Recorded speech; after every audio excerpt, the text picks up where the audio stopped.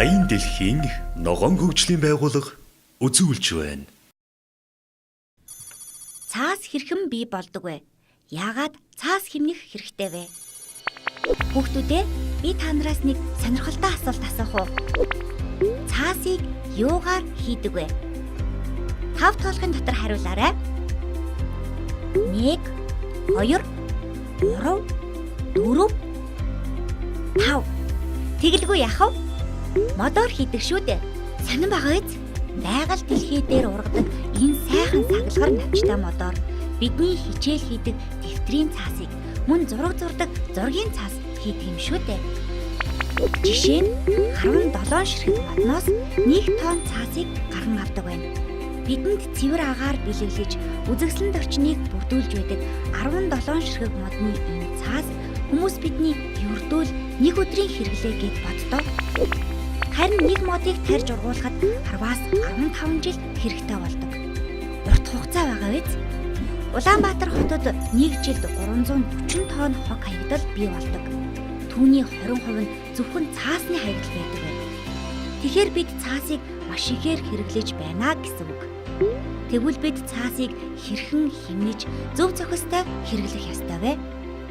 Энэ зөвлөгөө томчуудад ч бас хэрэгтэй шүү. 1.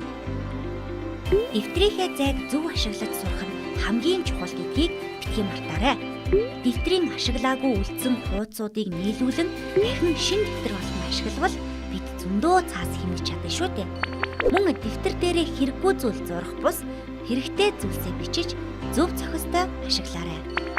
2-дугаарт цаасны 2 талыг заавал ашигла. Нэг тал дээр нь юм биччихлээ гэд хэрэггүй цаас гэж хайж болохгүй. Заавал нөгөө талыг нь ашиглаж хэрэгтэй зүйлсээ бичиж байгаарай. 3-дугаарт танай аав ээж ажил дээрээ бичиг баримтаа хэвлэхдээ цаасны 2 тал дээр хэвлэдэг үү? Ноорог цаас ашигладаг уу гэдгийг аав ээжээсээ асуугаарай. Хэрвээ тийм бол чи байгаль дэлхийгээ хайрладаг мундаг аав ээжтэй юм байна.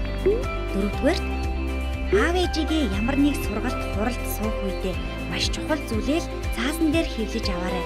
Бусад үед цахим шуудан ашиглаж байгаарай гэж зөвлөөрэй.